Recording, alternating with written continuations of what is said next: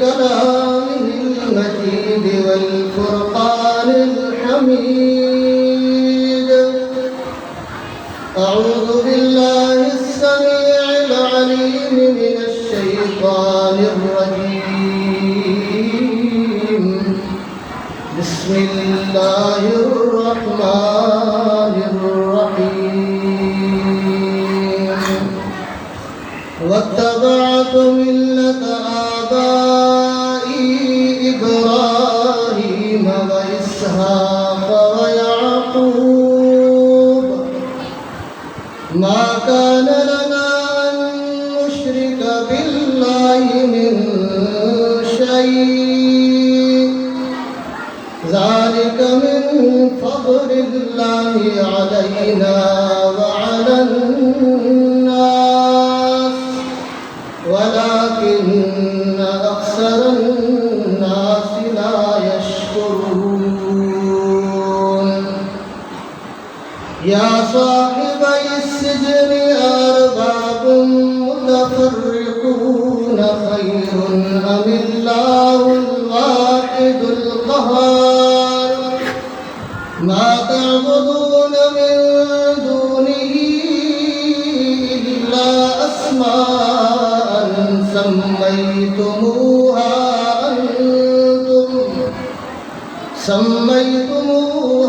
أنتم وآباؤكم ما أنزل الله بها من سلطان أمر ألا تعبدوا إلا إياه ذلك الدين القيم ولكن أكثر الناس لا يعلمون. اللهم انفعنا بما علمتنا وعلمنا ما ينفعنا وزدنا علما. سبحانك لا علم لنا إلا ما علمتنا إنك أنت العليم الحكيم.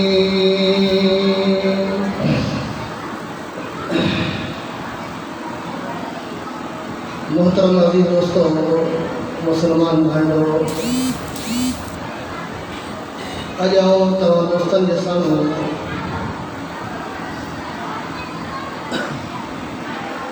دین اسلام کے ایک انتہائی اہم بنیاد رکن کے حوالے سے اللہ تعالیٰ کے قرآن پیارے پیغمبر محمد کریم صلی اللہ علیہ وسلم کے فرامین کی روشنی میں کچھ انتہائی اہم گالیوں کرنا چاہیے.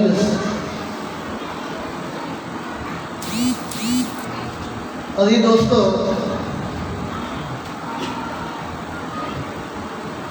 اللہ کے پیارے پیغمبر محمد کریم صلی اللہ علیہ وسلم جو فرمان آیا تو ہر وہ عمل، ہر وہ نیکی جیکا مجھے امتین کے جنت کے ویجھو کرے وہ واضح کھولے بیان کرے چھڑیا ہے. ہر وہ گناہ جو جہنم کے ویجھو کرے انسان کے اللہ کے پیارے پیغمبر فرمایا وہ سمورا گناہ انہوں جی کو نشاندہی کرے چھڑیا ہے. دنیا میں انسان جتریوں نیکیوں کرے گا انہوں سموری نیکیوں میں سب کا بڑی نیکی کے بارے میں اجاؤ تمام دوستن سے گفتگو کروں. وہ نیکی ہے عقیدہ توحید.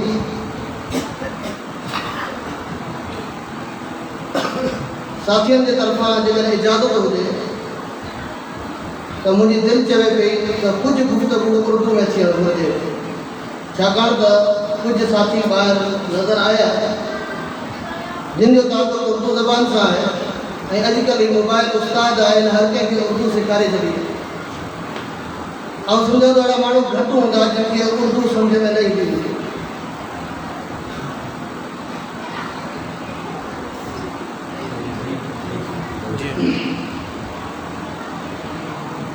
तौहीद दीन इस्लाम की बुनियाद है।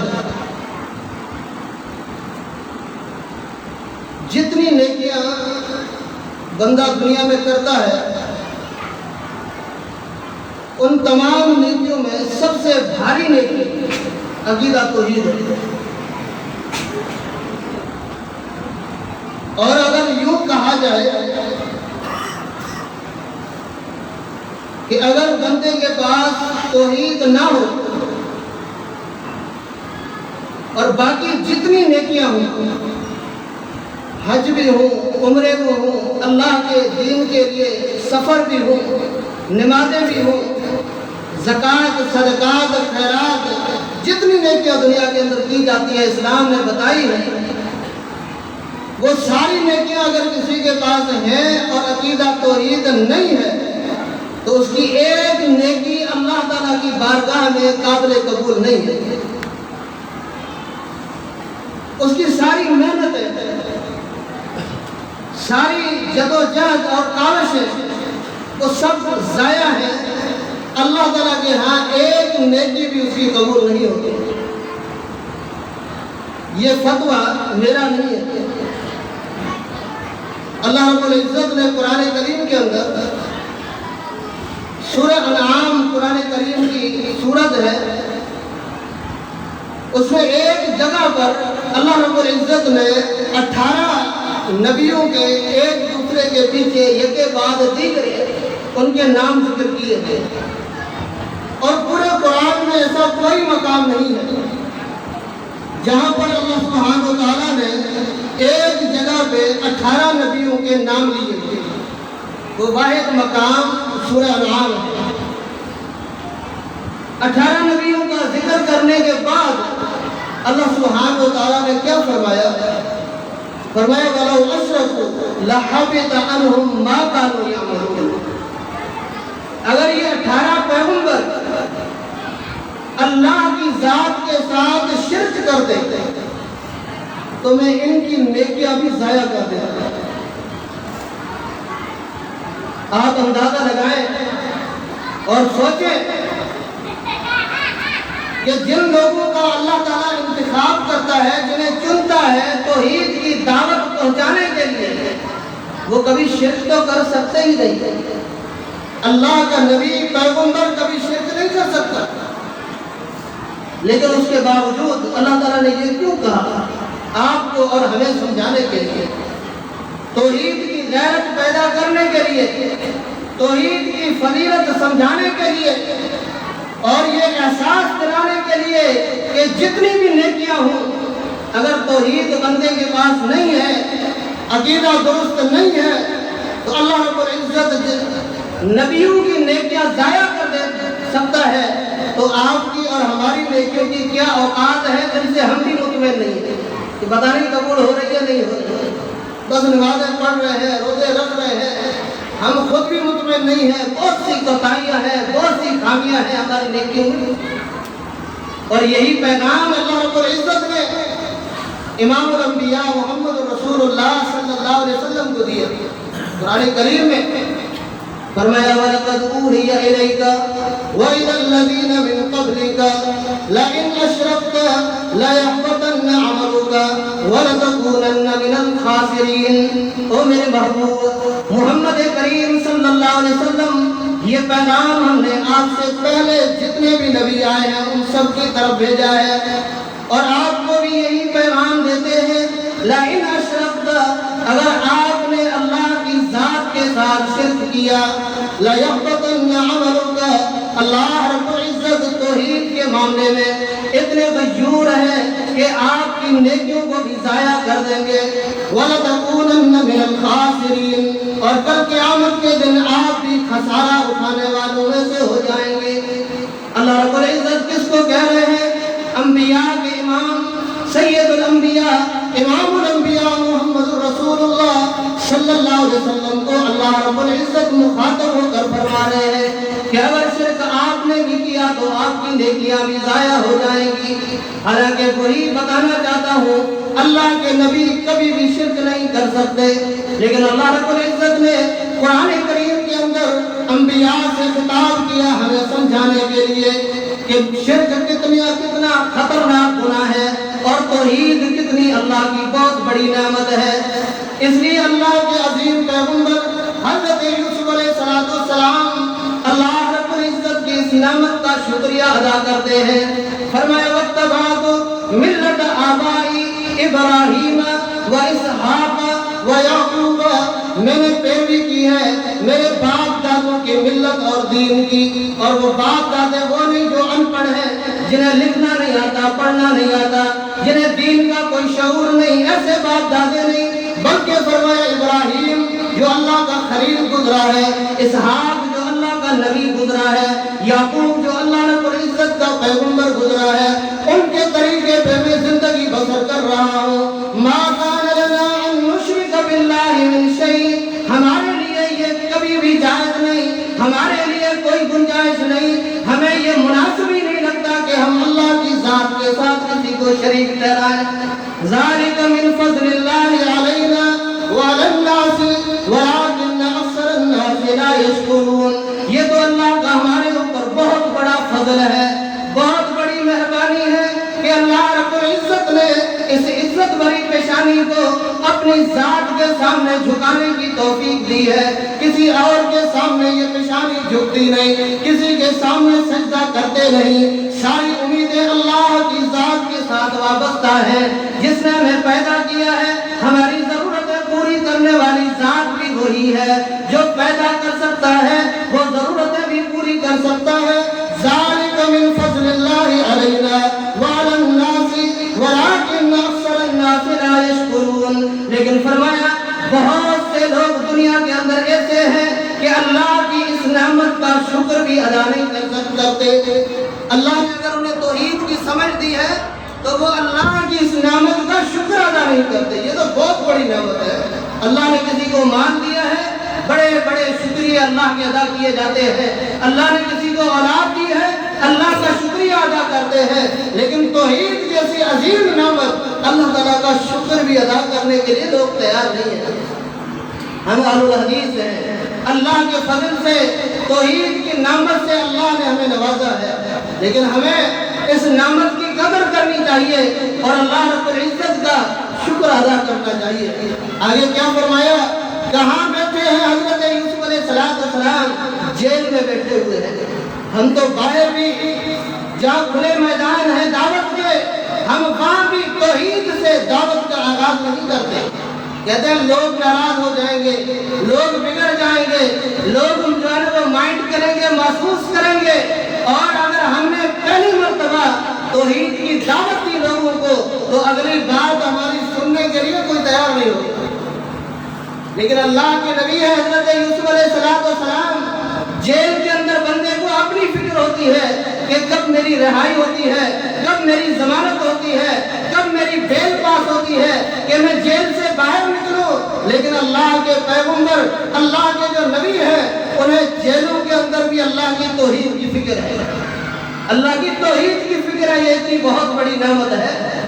فرمایا یا صاحب السجن ارباب متفرقون خیر ام اللہ الواحد القہار، او میرے جیل کے ساتھیوں مجھے یہ بتاؤ کہ الگ الگ خدا جو لوگوں نے بنائے ہوئے ہیں، یہ الگ الگ رب اور خدا بہتر ہے، ام اللہ الواحد القہار، یا ایک زبردست سب سے بڑا طاقتور غالب اللہ رب العزت اکیلا بندے کے لیے کافی ہے یا نہیں؟ اندازہ لگائے وہاں بھی دعوت دے رہے ہیں، ما تعبدون من دونہ الا اسماء سمیتموها انتم وآباؤکم، یہ بھی نہیں کہ صرف توحید ربوبیت بیان ہے، بلکہ شرک کا رد بھی ہے کہ جن جن کی تم عبادت کرتے ہو یہ تو نام بھی تم نے بنائے ہوئے ہیں، یہ کتوں والی سرکار، یہ بلوں والی سرکار، یہ فلاں سرکار، یہ فلاں سرکار، ان کے نام بھی تم نے رکھے ہیں۔ اللہ رب العزت نے ان سے مانگنے کے لیے، ان کے سامنے جھکنے کے لیے ما انزل اللہ نے تو ایک دلیل بھی نازل نہیں کی کہ ان کو پکارا جائے، ان کے ساتھ اپنی امیدیں وابستہ کی جائیں، اللہ نے تو ایک دلیل بھی نازل نہیں کی۔ اور آگے کیا فرمایا؟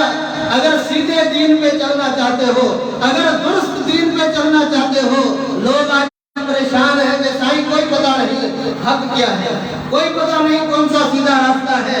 حضرت یوسف علیہ السلام کہتے ہیں امر اللہ تعبدوا الا ایاہ، اللہ نے حکم دیا ہے کہ اکیلے اللہ کی عبادت کرو، ذالک الدین القیم، یہ سیدھا دین ہے، یہ درست دین ہے، یہ مضبوط دین ہے، ولکن اکثر الناس لا یعلمون، لیکن اس سیدھے دین کو اکثر لوگ نہیں جانتے۔ لوگ تو کہتے ہیں دنیا کے اندر کہ جہاں اکثریت ہے، جہاں زیادہ لوگ ہیں، بندے کو وہ جماعت، وہ مذہب، وہ مسلک اختیار کرنا چاہیے، لیکن اللہ کا قرآن کیا کہتا ہے، اللہ کا پیغمبر کیا کہتا ہے؟ وَلَكِنَّ أَكْثَرَ النَّاسِ لَا يَعْلَمُونَ، لوگوں کی اکثریت اللہ کی توحید کو نہیں جانتی۔ توحید پہ چلنے والے، توحید پہ قائم رہنے والے بہت سے کم لوگ ہوتے ہیں، بہت ہی کم لوگ ہوتے ہیں۔ تو میرے بھائیوں، اللہ تعالیٰ کی توحید کو سمجھو، رب کی وحدانیت کو سمجھو، اور انتہائی افسوس سے کہنا پڑتا ہے، انتہائی افسوس سے کہنا پڑتا ہے ہم مسلمان ہیں، ہماری طرف اللہ نے آخری پیغمبر محمد کریم صلی اللہ علیہ وسلم کو نبی بنا کے بھیجا۔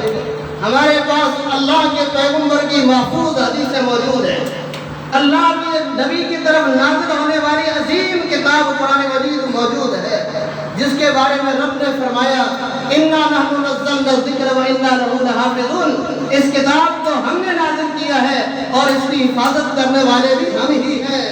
وہ کتاب بھی موجود ہے، اور ہم غیر مسلموں کو، دوسرے لوگوں کو دین کی دعوت دینے کے لیے نکلتے ہیں، اور خود ہم سے پوچھا جائے، ہم مسلمانوں کی جماعتیں ہیں، ان سے پوچھا جائے اللہ کہاں ہے، اللہ کہاں ہے؟ جب کسی کو یہ پتا نہ ہو کہ اللہ کہاں ہے، وہ کیا دین کی دعوت دے گا؟ کچھ لوگ کہتے ہیں اللہ ہر جگہ موجود ہے، کچھ لوگ کہتے ہیں اللہ عرش پر مستوی ہے۔ جب مسلمانوں کی یہ حالت ہو کہ ان کو یہاں تک پتا نہ ہو، اور ایک ایسے مسئلے میں اتفاق نہ ہو کہ ان کا رب کہاں ہے جس کی عبادت کرتے ہیں، تو ہماری دعوت اثر انداز کیسے ہوگی؟ لوگ جو غیر مسلم ہیں، نان مسلم ہیں، اور دوسرے لوگ ہیں، ہماری دعوت کو کیسے قبول کریں؟ کچھ لوگ کہتے ہیں اللہ کے لیے کوئی طرف مقرر نہ کرو، کہ اللہ اوپر ہے یا نیچے ہے، دائیں ہے یا بائیں ہے، کوئی طرف اللہ کے لیے مقرر نہیں ہونا چاہیے، اور اللہ کے لیے کوئی مکان بھی مقرر نہ کرو کہ متعین مکان کے اللہ فلاں جگہ پر ہے۔ اور یہ ایسا نظریہ ہے، یہ صوفیت کا نظریہ ہے، اسلام کا متضاد نظریہ ہے۔ جب ہم قرآن پڑھتے ہیں تو قرآن نے اللہ کی ذات کے لیے طرف بھی مقرر کیا، اور قرآن نے اللہ کی ذات کے لیے مکان بھی مقرر کیا، مکان بھی مقرر ہے۔ قرآن کریم کی ایک آیت نہیں ہے، قرآن کی 7 آیتیں ہیں، قرآن کریم کی 7 آیتیں ہیں۔ اللہ رب العزت خود اپنی ذات کے بارے میں بتاتے ہیں الرحمن علی العرش استوی، رحمان عرش کے اوپر مستوی ہے۔ رحمان کہاں ہے؟ عرش کے اوپر مستوی ہے۔ ہم کہتے ہیں نہیں، ہر جگہ موجود ہے، اللہ ہر جگہ موجود ہے۔ میرے بھائیوں، اگر آپ کسی کو فون کریں کہ بھائی آپ کہاں ہیں، وہ کہے میں مچھی میں ہوں، اور دوسرے لوگ آپ کو کہیں گے نہیں یہ بندہ مچھی میں نہیں ہے، یہ اسلام کوٹ میں بھی ہے، یہ لو کوٹ میں بھی ہے، یہ ڈپلو میں بھی ہے۔ تو جو اپنی ذات کے بارے میں بتا رہا ہے، اعتماد اس کی بات پہ ہوگا یا لوگ جیسے کہیں گے اس کی بات پہ اعتماد کیا جائے گا؟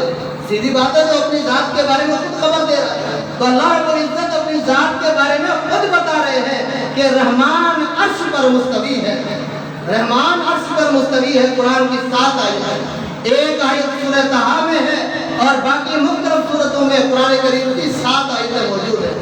اور آئیے ہم اگر قرآن کریم کا مطالعہ کرتے ہیں، احادیث کا مطالعہ کرتے ہیں، انبیاء کے نظریات کو دیکھتے ہیں، تو ان کا نظریہ بھی یہ ہے کہ اللہ اوپر ہے۔ اللہ کہاں ہے؟ اللہ اوپر ہے۔ اوپر کہاں ہے؟ عرش کے اوپر۔ ہر جگہ اللہ موجود نہیں ہے، بہت سی گندی جگہ بھی دنیا کے اندر موجود ہے، اللہ پاک ہے، ہر جگہ پہ اللہ تعالیٰ کی ذات نہیں ہے۔ دیکھو امام الانبیاء محمد رسول اللہ صلی اللہ علیہ وسلم ہجرت کر کے مدینہ آتے ہیں۔ آپ علیہ السلام کی یہ خواہش تھی کہ ہمارا قبلہ بیت اللہ کو بنایا جائے۔ ابھی تک جب تک آپ ہجرت کر کے آئے ہیں، آپ علیہ السلام بیت المقدس کی طرف، مسجد اقصی کی طرف منہ کر کے نماز پڑھتے تھے۔ قبلہ وہ تھا جو تمام انبیاء کا تھا۔ اللہ کے رسول کی خواہش اور تمنا ہے کہ قبلہ بیت اللہ ہو جائے، اور اس تمنا کے لیے اللہ کے رسول کدھر دیکھتے ہیں؟ مکے کی طرف کہ بیت اللہ اس طرف ہے، میں ادھر سے دیکھوں یہاں سے کوئی حکم آئے گا؟ نہیں، دائیں طرف بائیں طرف نیچے نہیں، اللہ کے رسول آسمانوں کی طرف دیکھتے ہیں۔ قرآن کریم کا دوسرا پارہ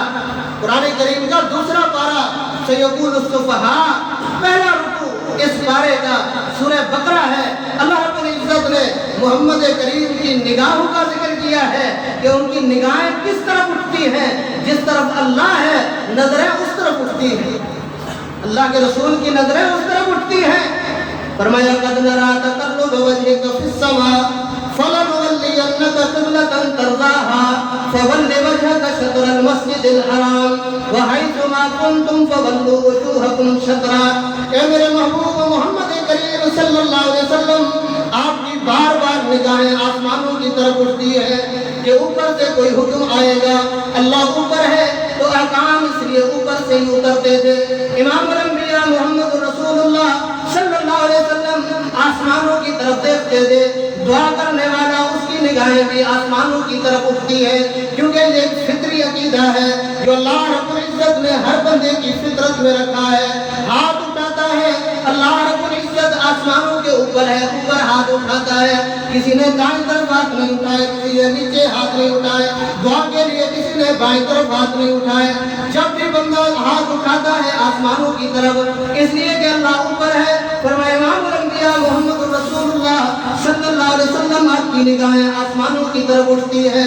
قد نرا، ہم دیکھ رہے ہیں، تقلب وجهك في السماء فلنولينك قبلة ترضاها، جس قبلے کو آپ پسند کرتے ہیں وہی قبلہ ہم بدل کر آپ کو دے دیں گے۔ بیت المقدس کے مقابلے میں بیت اللہ آپ کو قبلہ بنا کے دیتے ہیں، لیکن یہ قبلے کی تبدیلی بھی بہت بڑی آزمائش ہوگی۔ اہل ایمان کے لیے، اہل اسلام کے لیے بہت بڑی آزمائش ہوگی۔ وَمَا جَعَلْنَا الْقِبْلَةَ الَّتِي كُنْتَ عَلَيْهَا إِلَّا لِنَعْلَمَ مَن يَتَّبِعُ الرَّسُولَ مِمَّن يَنقَلِبُ عَلَىٰ عَقِبَيْهِ۔ فرمایا یہ قبلہ بھی اس لیے تبدیل کرتے ہیں کہ ہم ایمان والوں کا امتحان لینا چاہتے ہیں کہ کون محمد کریم کی پیروی کرتا ہے اور کون جو ہے اپنی ایڑیوں کے بل پیچھے جو ہے وہ لوٹ جاتا ہے کہ یہ کون سا دین ہے۔ اتنے دن تو ادھر منہ کر کے نماز پڑھ رہے تھے اور آج تو ادھر منہ کر کے نماز پڑھ رہے ہیں، ان مسلمانوں کے ساتھ کون چل سکے گا؟ ہم تو نہیں چل سکتے۔ اللہ رب العزت فرماتے ہیں اہل ایمان کا ہم نے امتحان لیا، اہل ایمان کا امتحان لیا، اور اس امتحان میں اولئک الذین امتحن اللہ قلوبہم للتقوی، جن کے دلوں کے اللہ نے امتحان لیے وہ کیسے پاک ہوئے۔ مسجد قبلتین میں وہ نماز پڑھ رہے ہیں، حالت نماز میں، نماز کے دوران ایک بندہ آتا ہے، کہتا ہے کہ محمد کریم صلی اللہ علیہ وسلم نے حکم دیا ہے، قبلہ تبدیل ہو گیا ہے۔ نماز کے دوران ہی اپنے قبلے کو تبدیل کر دیتے ہیں۔ یہ نہیں کہتے کہ یہ آج تو یہ نماز پوری کر لیتے ہیں، یہ رکعت پوری کر لیتے ہیں، اس کے بعد پیغمبر کے حکم پہ چلیں گے۔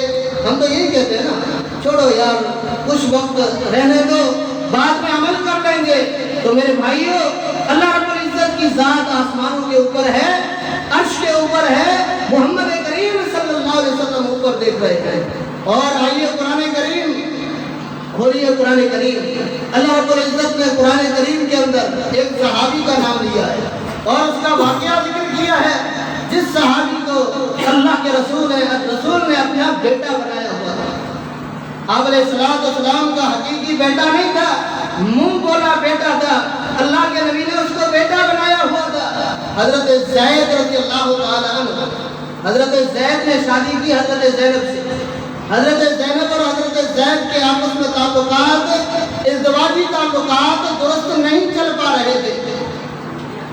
اللہ کے رسول بار بار سمجھا رہے ہیں کہ زید کو زینب کو طلاق نہیں دو، لیکن آپ علیہ السلام نے جب معاملات کی سنگینی دیکھی، حالات کی تلخیاں دیکھی، تو آپ علیہ السلام نے دیکھا کہ زینب اور زید ان کے ازدواجی تعلقات، شوہر بیوی والے تعلقات یہ قائم نہیں رہ سکیں گے، ان کو طلاق واقع ہو جائے گی۔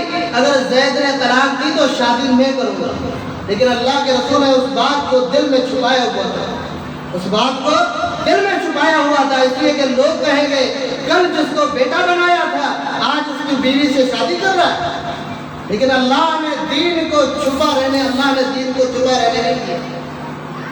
اللہ رب العزت نے وہاں ذکر کیا فلما قضا زید منها وطرا زوجناکہا، جب زید نے اپنی ضرورت پوری کی، معاملات نہیں چل سکے، طلاق ہو گئی، تو اللہ کے رسول صلی اللہ علیہ وسلم ہم نے زینب کی شادی آپ سے کروا دی۔ ہم نے زینب کی شادی اللہ کے حکم سے، اللہ نے آسمانوں سے حکم نازل کیا کہ جو منہ بولا بیٹا ہے یہ حقیقی بیٹا نہیں ہے، یہ وراثت میں وارث نہیں ہے، اس کی بیوی جو ہے نا اس کے ساتھ شادی آپ کر سکتے ہیں کیونکہ وہ آپ کا حقیقی بیٹا نہیں ہے۔ اور حضرت زینب کیا کہا کرتی تھی اللہ کے رسول کی دیگر ازواج مطہرات کو، بیویوں کو، صحیح بخاری کھولیے کتاب التفسیر، حضرت زینب رضی اللہ تعالی عنہا دیگر اللہ کے نبی کی جو بیویاں امہات المومنین تھی ان کے اوپر فخر کرتی تھی اور کہتی تھی زوجکن اہالیکن وزوجنی اللہ من فوق سبع سماوات۔ اللہ اکبر، اللہ نے یہ چور دروازے بند کرنے تھے، یہ باطل نظریات کے دروازے اللہ رب العزت نے بند کرنے تھے۔ حضرت زینب کہتی تھی وہ اللہ کے نبی کی بیویوں، تمہاری شادیاں تمہارے وارثوں نے کروائی ہیں، تمہارے ولیوں نے کرائی ہیں، تمہارے خاندان والوں نے کرائی ہیں اللہ کے رسول کے ساتھ۔ وَزَوَّجَنِيَ اللَّهُ مِنْ فَوْقِ سَبْعِ سَمَاوَاتٍ، اور اللہ رب العزت نے میری شادی 7 آسمانوں سے اوپر سے اللہ تعالیٰ نے میری شادی محمد رسول اللہ سے کروائی۔ اللہ کہاں ہے؟ حضرت زینب کہاں بتا رہی ہے؟ اور اللہ کے رسول کی وہ بیوی کی یہ حدیث مسلمانوں تک محفوظ ہو کر پہنچی اس لیے کہ یہی حق تھا کہ اللہ 7 آسمانوں کے اوپر، اللہ رب العزت 7 آسمانوں کے اوپر ہے۔ اور معراج کے موقع پہ اللہ کے نبی کہاں گئے تھے؟ اللہ اگر ہر جگہ موجود ہے تو کیا مکے سے جب آپ علیہ السلام مسجد اقصی کی طرف جا رہے تھے تو مکے میں اللہ موجود نہیں تھا؟ مسجد اقصی میں پہنچے اللہ وہاں نہیں تھا؟ پھر وہاں سے براق میں سوار ہو کر جبریل کے ساتھ 7 آسمانوں کے اوپر گئے ہیں، سدرۃ المنتہا تک گئے ہیں، وہاں حضرت جبریل رک جاتے ہیں، محمد کریم صلی اللہ علیہ وسلم اور اوپر جاتے ہیں۔ کیوں اوپر جا رہے ہیں؟ اوپر کیا ہے؟ کس سے ملنے جا رہے ہیں؟ اللہ کے بندو سوچو، یہ توحید ہے، یہ عقیدہ ہے، اس توحید کے بغیر اللہ ایک نیکی بھی اپنے بندے کی قبول نہیں کرتا۔ جب ہمیں یہی پتہ نہ ہو کہ ہمارا رب کا ہے، ہمارے رب کا ہم مسلمانوں کو پتہ نہ ہو تو ہم کیا کر سکتے ہیں؟ اور یہاں تک بھی کہنے والوں نے کہا، حالانکہ اللہ کے رسول صلی اللہ علیہ وسلم اللہ تعالیٰ سے ہم کلام ہوئے، اللہ تعالیٰ سے ہم کلام ہوئے، لیکن کہنے والوں نے یہ بھی کہہ دیا یہاں تک کہ آپ اوپر گئے اور اوپر گئے، یہاں تک کہ اللہ کی ذات کے ساتھ بغل گیر ہوئے، اللہ کو گلے لگایا محمد رسول اللہ نے۔ یہ دنیا کا بہت بڑا جرم ہے، نہ اس کا ذکر قرآن میں ہے اور نہ محمد رسول اللہ صلی اللہ علیہ وسلم کی حدیث میں ہے۔ فَأَوْحَىٰ إِلَىٰ عَبْدِهِ مَا أَوْحَىٰ، اللہ نے وحی کی ہے محمد رسول اللہ صلی اللہ علیہ وسلم کی طرف۔ میرے بھائیوں، اپنے نظریات کو درست کرو، اپنے توحید کو چیک کرو، اور قرآن نازل ہوتا ہے تو اوپر سے، جبریل آتا ہے اوپر سے، جن چڑھتے ہیں اللہ کے احکام چوری کرنے کے لیے اوپر چڑھتے ہیں۔ سورہ جن کو کھول کے دیکھو، کیونکہ اللہ اوپر ہے، احکام اوپر سے آتے ہیں، اللہ کی ذات 7 آسمانوں کے اوپر موجود ہے، قرآن کی 7 آیتیں موجود ہیں، 7 آیتیں۔ آئیے توحید کے حوالے سے دوسرا اہم مسئلہ انتہائی اہم، لوگ دعاؤں کے اندر وسیلے اور طفیل دعائیں مانگتے ہیں، وسیلوں سے، فلاں کے وسیلے سے، فلاں کی طفیل سے، اللہ فلاں غوث اعظم فلاں کے طفیل میری اس دعا کو قبول کرنا۔ میرے بھائیو، قرآن ہر مسلمان کے گھر میں موجود ہے۔ ہماری دعوت اپنی دعوت نہیں ہے، ہمارا پیغام اپنا ذاتی پیغام نہیں ہے، ہمارے بڑوں کے اقوال نہیں ہیں، ہمارے بزرگوں کے اقوال نہیں ہیں، ہماری دعوت اللہ کا قرآن اور محمد رسول اللہ صلی اللہ علیہ وسلم کا فرمان ہے۔ آئیے، اگر یہ واسطہ اور طفیل دعاؤں کے اندر جائز ہوتا کہ فلاں کے طفیل سے وسیلے سے دعا مانگنی ہے، چلو ایک دعا تو اللہ قرآن میں ہمیں بھی سکھاتا نا، ابراہیم علیہ السلام کے طفیل سے وسیلے سے، نوح علیہ السلام کے طفیل سے ایک دعا تو سکھاتا۔ قرآن کی کتنے دعا ہیں؟ اور دوست ایسے لوگ ہیں جو چہل ربنا کے نام سے اسٹیکر بنواتے ہیں، چہل ربنا، یعنی قرآن کی ایسی 40 دعائیں جو ربنا سے شروع ہوتی ہیں، جو ربنا سے شروع ہوتی ہیں، اور 40 دعاؤں کے اندر کوئی وسیلہ موجود نہیں ہے۔ قرآن کی 40 دعائیں ہیں ربنا، اے ہمارے رب، درمیان میں کوئی نہیں ہے، درمیان میں کوئی نہیں ہے۔ بھائی کیوں؟ اس لیے یہ کہتے ہیں گناہ گاروں کی اللہ سنتا نہیں ہے۔ یہ اللہ کی ذات کے اوپر بہت بڑا الزام ہے، اللہ کی ذات پر یہ بہت بڑا الزام ہے۔ کھولیے قرآن، اللہ نے تو محمد کریم کو کہا کہ میں گناہ گاروں کی سنتا ہوں اور میرا پیغام گناہ گاروں کو دینا، یہ میرا پیغام ان لوگوں کو دینا جو گناہ گار ہیں۔ اللہ نے گناہ گاروں کو پیدا کیا ہے اور اللہ گناہ گاروں کی سنتا بھی۔ فرمایا قل لعبادی الذین اسرفوا علی انفسہم لا تقنطوا من رحمت اللہ ان اللہ یغفر الذنوب جميعا۔ اور میرے محبوب محمد کریم صلی اللہ علیہ وسلم کہہ دیجئے، یہ پیغام پہنچا دیجئے میرے ان بندوں تک جو اپنے اوپر گناہ کر کے ظلم کر چکے ہیں، زیادتیاں کر چکے ہیں اپنی ذات کے ساتھ۔ گناہگار تو یہ سمجھتا ہے کسی کی عزت لوٹ رہا ہوں تو ظلم اس کے ساتھ کر رہا ہوں، کسی کی زمین پہ قبضہ کر رہا ہوں تو جس کی زمین ہے ظلم اس کے ساتھ کر رہا ہوں، اگر قتل کر رہا ہوں تو اس کے ساتھ ظلم ہے جو مقتول ہے۔ لیکن قرآن کہتا ہے گناہگار سب سے پہلے تو ظلم اپنے اوپر کرتا ہے، گناہ کر کے اللہ کے عذاب کو دعوت دیتا ہے۔ قل عبادی الذین اسرفوا علی انفسہم لا تقنطوا من رحمت اللہ۔ میرے محبوب، میرے ان گناہگار بندوں کو یہ پیغام دیجئے جنہوں نے ظلم کیے ہیں، گناہ کیے ہیں، زیادتیاں کی ہیں، کہ لا تقنطوا من رحمت اللہ، اللہ کی رحمت سے کبھی مایوس نہ ہونا۔ بڑے جبوں والے، بڑی پگڑیوں والے، بڑی تسبیحوں والے، بڑے داموں والے کہیں کہ اللہ گناہگاروں کی نہیں سنتا۔ اللہ رب العزت کہتے ہیں لا تقنطوا من رحمت اللہ، او گناہگاروں میری رحمت سے کبھی مایوس نہ ہونا، میری رحمت سے کبھی نا امید نہ ہونا۔ ان اللہ یغفر الذنوب جميعا، جس نے تمہیں پیدا کیا ہے وہ تو تمہارے سارے گناہ معاف کرنے کی طاقت رکھتا ہے۔ اس کو پکارو، ڈائریکٹ اللہ رب العزت کو پکارو ربنا سے۔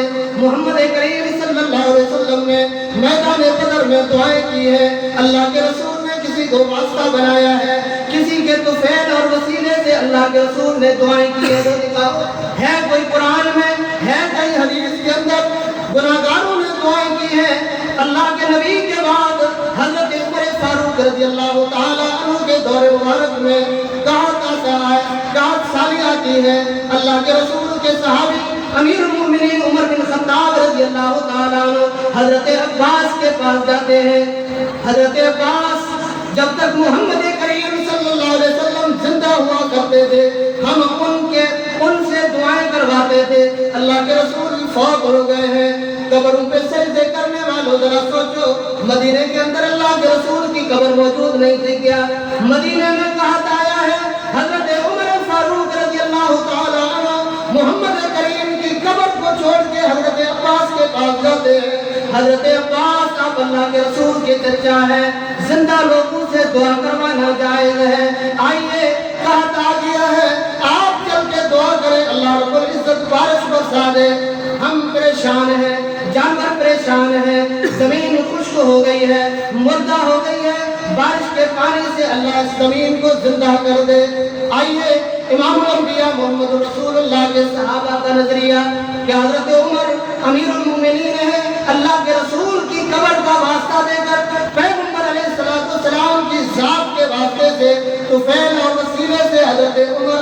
سے دعا نہیں مانگ سکتے تھے؟ کیا اس لیے کہ یہ چیز دین نہیں ہے؟ اللہ کے رسول نے یہ تربیت نہیں کی۔ اللہ گناہ گاروں کی سنتا ہے بغیر واسطے کے جتنی دعائیں ہیں، دعاؤں کی کتابیں ہیں، اللہ کے رسول سے جتنی دعائیں منقول ہیں، بیماری کے وقت، پریشانی کے وقت، سونے کے ٹائم، جاگنے کے ٹائم، کھانے کے وقت، جتنی دعائیں ہیں اس میں بندے کا تعلق اللہ کے رسول نے اللہ کی ذات کے ساتھ جوڑا ہے، اپنی ذات کے ساتھ نہیں۔ امام الانبیاء محمد رسول اللہ ہجرت کا سفر کرتے ہیں، آپ علیہ السلام غار حرا میں جاتے ہیں، غار ثور میں جاتے ہیں، دشمنوں نے پیچھا کیا، پہنچ گئے۔ حضرت ابوبکر صدیق نے کہا اللہ کے رسول دشمنوں نے پیچھا کیا ہے اور ہم پکڑے گئے۔ اللہ کے رسول حضرت ابوبکر کی گود میں سوئے ہوئے۔ کہاں سوئے ہوئے ہیں؟ اللہ کے رسول ابوبکر صدیق رضی اللہ تعالی عنہ کی گود میں سوئے ہوئے ہیں۔ یہ نہیں کہا ابوبکر پریشان کیوں ہوتے ہو، تمہاری گود میں کون سویا ہوا ہے؟ تمہاری گود میں کون سویا ہوا ہے؟ لوگ تو یہاں سے پکارتے ہیں، کہتے ہیں شیخ عبد القادر جیلانی ہماری دعائیں سنتا ہے۔ کہاں سے؟ بغداد سے۔ وہ بغداد میں ہے، مرید مٹھی میں ہے، بغداد والا مٹھی میں دعائیں سن رہا ہے، اور یہ نبیوں کا امام ابوبکر صدیق کی گود میں سویا ہوا ہے۔ محمد کریم نے تربیت کیا کی؟ کہا ابوبکر لا تحزن ان اللہ معنا، ابوبکر پریشان مت ہونا، اللہ کی ذات ہمارے ساتھ ہے، مدد اللہ کی ہے۔ قرآن نے یہی تعلیم دی ہے، ایاک نعبد و ایاک نستعین۔ لائیے کوئی دلیل، لائیے کوئی قرآن کی آیت، کوئی حدیث مبارکہ جس کے اندر اللہ کے رسول نے مردے کے وسیلے سے دعا مانگنا سکھائی ہو۔ اللہ رب العزت تو کہتے ہیں انک ما دعوتنی ورجوتنی غفرت لک ما کان فیک، او میرے بندے جب تک تم میرے سے مانگتا رہے گا اور اپنی امیدیں میری ذات کے ساتھ وابستہ رکھے گا، میں تیری دعائیں قبول کرتا رہوں گا، مجھے کسی کی پرواہ نہیں۔ کوئی پوچھنے والا نہیں اللہ سے کہ اللہ تو گناہ گاروں کی کیوں سنتا ہے؟ یہ 80 سال کا گناہ گار 80 سال گناہ کیے ہیں، میدان عرفات میں پہنچا اور سارے گناہ ایک ہی لحظے میں آپ نے معاف کر دیے۔ ابھی یہ واپس جا رہا ہے، ایسے جا رہا ہے، رجا کا یوم ولدتہ امہ، گویا آج اس کی ماں نے اسے جنم دیا ہے۔ یہ توحید ہے، یہ عقیدہ ہے۔ اس عقیدے کے بغیر اللہ رب العزت بندے کی کوئی نیکی قبول نہیں کرتا، اور فرمایا وَمَن يُشْرِكْ بِاللَّهِ فَكَأَنَّمَا خَرَّ مِنَ السَّمَاءِ، جو اللہ کی ذات کے ساتھ شرک کرے گا، جو اللہ کی ذات کے ساتھ شرک کرے گا، اس کی ہلاکت اور تباہی ایسے یقینی ہے جیسے کوئی بندہ آسمانوں کے اوپر چڑھ جائے اور خودکشی کرنے کے لیے وہاں سے اپنے آپ کو نیچے پھینکے۔ وہ بچ سکتا ہے؟ مسجد کی چھت سے کوئی چھلانگ لگائے پتہ چل جائے گا، یہ تو آسمانوں سے گرنے والا ہے۔ قرآن کہتا ہے فَتَقْطَفُهُ الطَّيْرُ أَوْ تَهْوِي بِهِ الرِّيحُ، ہوائیں اٹھا کے لے جاتی ہیں آسمان سے گرنے والے کو۔ جن ہواؤں میں جہاز جو ہے وہ اڑتے ہیں، اس بندے کو وہ ہوائیں اٹھا کے لے جاتی ہیں، اور پرندے زمین پر گرنے سے پہلے اسے کھا جاتے ہیں، اس کے جسم کا کوئی انگ ڈھنگ کسی کو نہیں ملتا۔ مشرک کی ہلاکت اور تباہی ایسی ہے۔ تو میرے بھائیوں، توحید اللہ کی نعمت ہے۔ ذالک من فضل اللہ علینا وعلی الناس ولکن اکثر الناس لا یشکرون۔ لوگ اللہ کا شکر نہیں کرتے کہ اللہ رب العزت نے صرف اپنی ذات سے مانگنے کا سلیقہ اور طریقہ سکھایا ہے، بس کسی سے نہیں مانگتے، اللہ کے فضل سے، اللہ کے فضل سے کسی سے نہیں مانگتے۔ آج کتنے لوگ ہیں جو توحید کا لبادہ اوڑھ کے، توحید کا لباس اوڑھ کے یہ کہتے ہیں ہم قبروں سے فیض حاصل کرنے کے قائل ہیں، قبروں سے فیض حاصل کرنے کے ہم قائل ہیں۔ دعائیں مانگی جاتی ہیں قبر والوں سے، قبر والوں سے دعائیں مانگی جاتی ہیں۔ قبر سے فیض کون سا حاصل کرنا؟ قبر کی زیارت کرو، آخرت یاد کرو، بس قبر کی زیارت کرو، آخرت یاد کرو کہ اللہ کے پیغمبر بھی دنیا سے چلے گئے، ہم بھی چلے جائیں گے۔ یہ توحید نہیں ہے۔ الحمدللہ توحید یہ ہے کہ اللہ کے نبی صلی اللہ علیہ وسلم نے جو اپنی ذات کے لیے، اللہ تعالیٰ نے جو اپنی ذات کے لیے جو صفات بیان کی ہے، ان پر بھی ویسے ہی عقیدہ رکھا ہے۔ دوست تو کہ یہ بھی کہتے ہیں بھئی قرآن میں اللہ کا ہاتھ ہے، اللہ کے ہاتھ سے مراد اللہ کی قدرت ہے، اللہ کے ہاتھ سے مراد اللہ کی طاقت ہے، نہیں۔ قرآن کریم میں اللہ کے ہاتھ کا ذکر ہے، حدیث میں اللہ کے ہاتھ کی انگلیوں کا ذکر بھی ہے، اللہ کے ہاتھ کی انگلیوں کا ذکر بھی ہے کہ قیامت کے دن اللہ ایک انگلی پہ آسمان اٹھائے گا، دوسری انگلی پہ زمین اٹھائے گا، تیسری انگلی پہ جبل اٹھائے گا، چوتھی انگلی پہ پانی اٹھائے گا، ایسے انگلیوں کا ذکر بھی ہے۔ اور ہمارا عقیدہ ہے کہ اللہ کے ہاتھ ہے، اللہ کے ہاتھ سے مراد قدرت نہیں ہے، اللہ کے ہاتھ سے مراد طاقت نہیں ہے، اللہ کے ہاتھ ہے، کیسے ہے؟ جیسے اس کے شان کے لائق ہے۔ ہمیں جتنا بتایا گیا ہے ہم اتنا ہی ایمان رکھتے ہیں۔ اگر اللہ کے ہاتھ سے مراد قدرت ہے تو اللہ رب العزت حضرت آدم کے بارے میں کہتے ہیں خلقتہ بیدی، میں نے آدم کو اپنے دونوں ہاتھوں سے پیدا کیا۔ کیا معنی کریں گے؟ اگر ہاتھ کا معنی قدرت کریں، ہاتھ کا معنی طاقت کریں، تو کیا اللہ نے حضرت آدم کو دو طاقتوں سے پیدا کیا ہے؟ اللہ نے حضرت آدم کو دو قدرتوں سے پیدا کیا ہے۔ وہ رب جو کہتا ہے کن فیکون، ہو جا، وہ کام ہو جاتا ہے۔ اس اللہ کی آدم کو پیدا کرنے کے لیے ایک قدرت نے کام نہیں دیا، دو قدرتیں جمع ہوئی تو آدم علیہ السلام پیدا ہوئے۔ یہ نظریات قرآن کے خلاف ہے۔ قرآن میں اللہ کے پاؤں کا ذکر بھی ہے، اللہ کا پاؤں ہے، کیسے ہے؟ جیسے اس رب کے شان کے لائق ہے، جیسے اس رب کے شان کے لائق ہے۔ ہاتھ تو بیوی کا بھی ہے، ہاتھ ماں کا بھی ہے، ہاتھ باپ کا بھی ہے۔ سارے ہاتھ جب مخلوق کے برابر نہیں ہے تو خالق کا ہاتھ اور مخلوق کا ہاتھ برابر کیسے ہو سکتا ہے؟ کیسے برابر ہو سکتے ہیں؟ شیطان یہاں جو ہے نا یہی حملہ کرتا ہے کہ اگر اللہ کے لیے ہاتھ مانا تو مخلوق سے تشبیہ ہو جائے گی، اللہ کے لیے پاؤں تسلیم کیا تو مخلوق سے تشبیہ ہو جائے گی۔ پھر کیا کہتے ہیں؟ اللہ بھی دیکھتا ہے، مخلوق بھی دیکھتی ہے۔ انکار کرو کہ اللہ نہیں دیکھتا، اللہ بھی سنتا ہے، مخلوق بھی سنتی ہے۔ انکار کرو تشبیہ آ رہی ہے لہذا اللہ سنتا ہی نہیں۔ اللہ کے سننے میں مخلوق کے سننے میں فرق ہے۔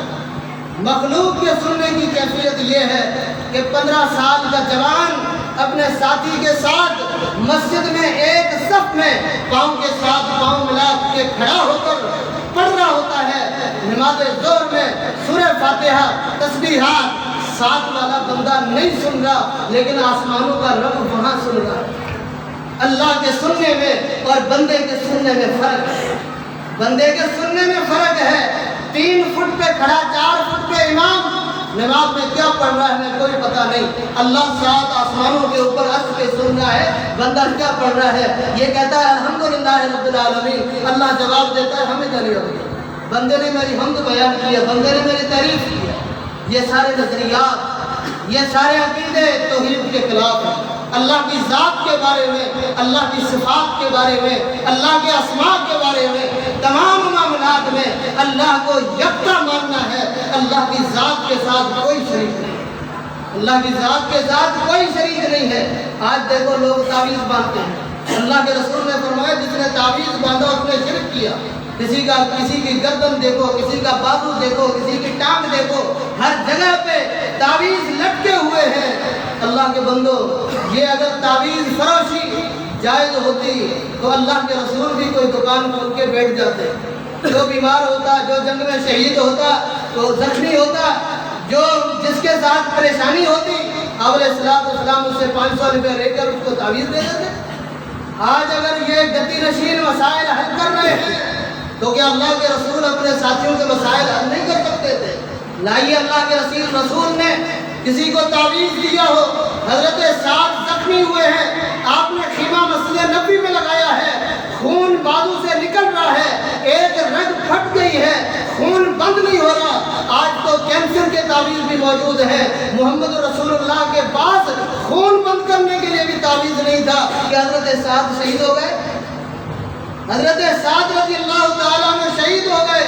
یہ دین ہوتا تو دین کا امام یہ کام کرتا، یہ دین نہیں ہے، یہ مال فروشی ہے، یہ پیٹ فروشی ہے۔ اپنے پیٹ کو بھرنے کے لیے یہ کام کیے جاتے ہیں۔ اسلام کے اندر ان کی کوئی گنجائش نہیں ہے، کوئی گنجائش نہیں ہے اسلام میں۔ آج لوگ قبروں پہ سجدے کرتے ہیں، آج تو سوشل میڈیا میں معاملات واضح کر دی ہے۔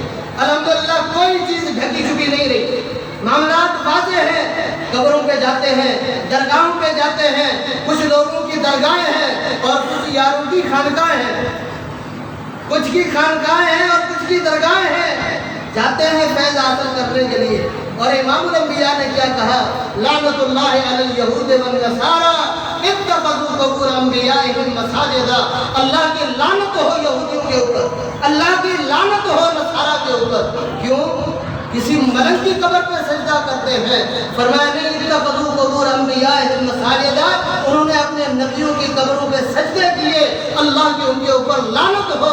جس محمد رسول اللہ صلی اللہ علیہ وسلم نے نبی کی قبر پہ سجدہ کرنے والے پہ لعنت بھیجی، اس پیغمبر پہ کلمہ پڑھنے والا قبروں پہ سجدے کرے۔ اور جب اس گمراہی میں بندہ چلا جاتا ہے، بندہ جب اس گمراہی میں چلا جاتا ہے، اللہ رب العزت اس سے عقل چھین لیتے ہیں، اللہ تعالیٰ اس سے عقل چھین لیتے ہیں۔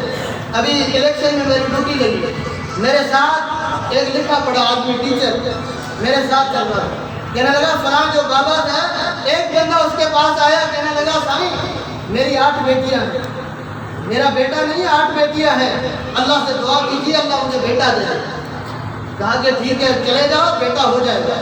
وہ بندہ چلا گیا اور اس کی بیوی حاملہ ہوئی، گھر میں بچہ پیدا ہوا، دیکھا یہ تو بچی ہے، 8 پہلے دن نبی یہ ہے، یہ تو بچی ہے۔ پھر شکایت لے کے گیا اپنے سائیں کے پاس۔ یہ شکایت کس کی لے کے گیا ہے؟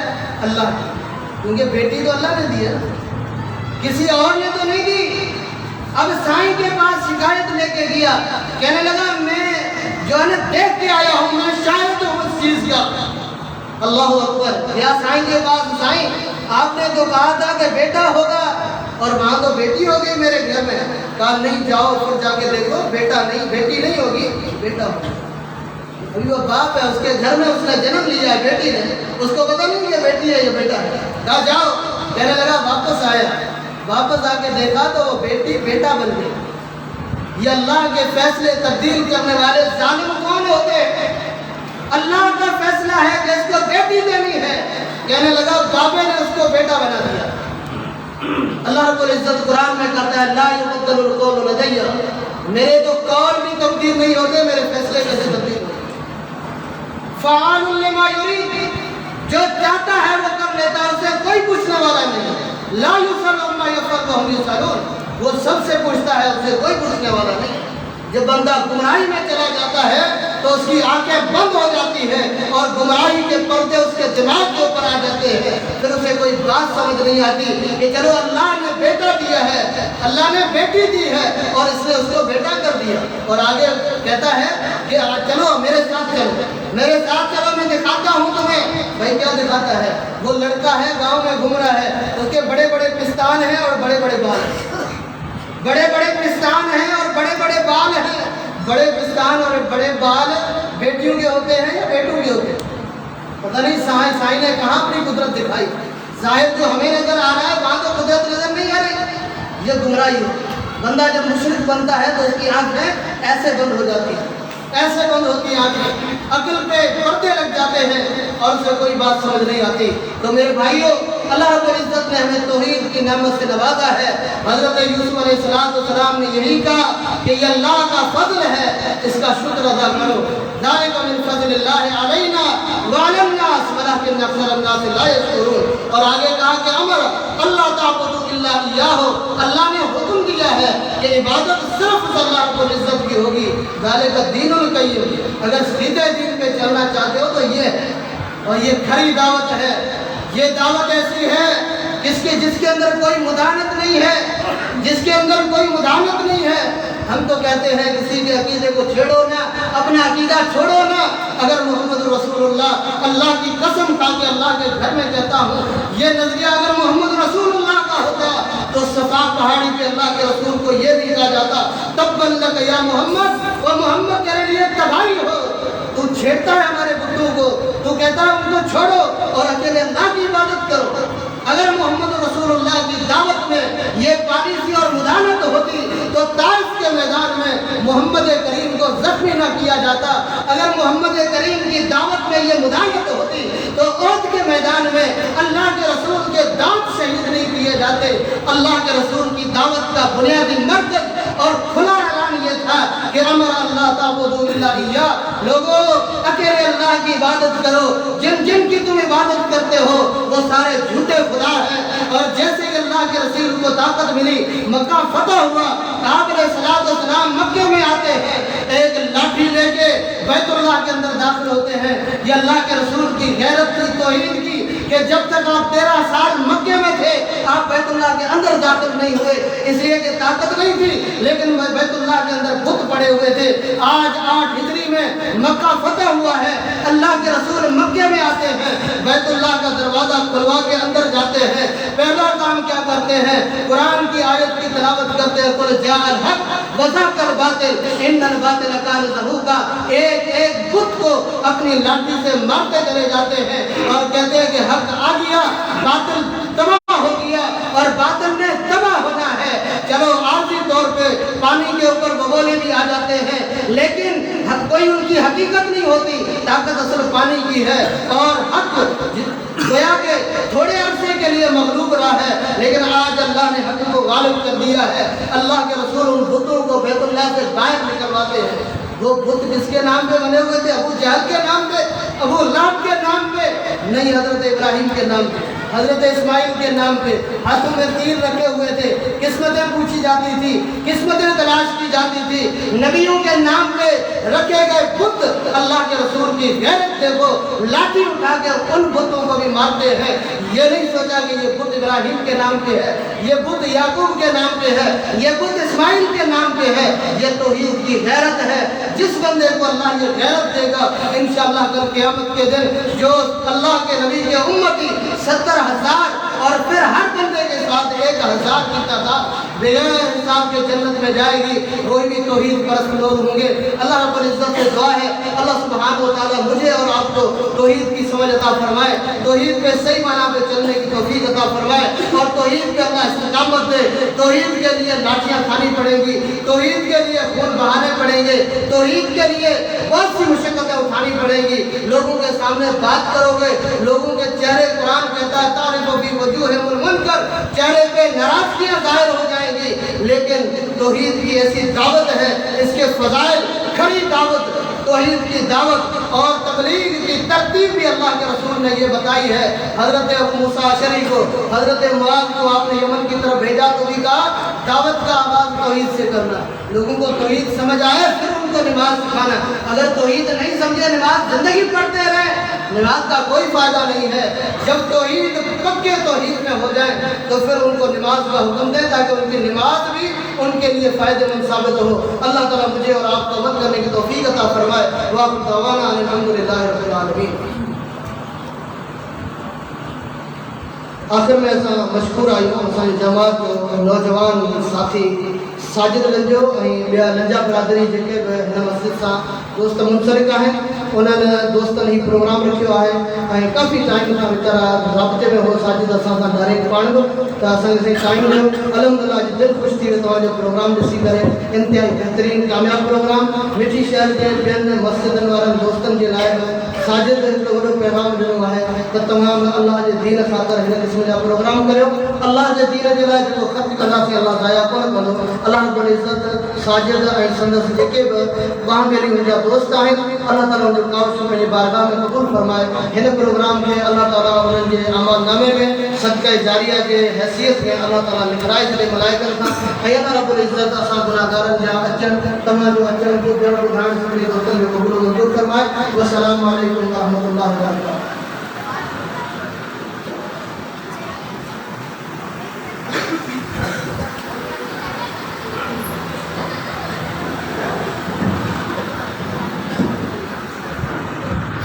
جزاکم اللہ خیر اور احسن الجزاء۔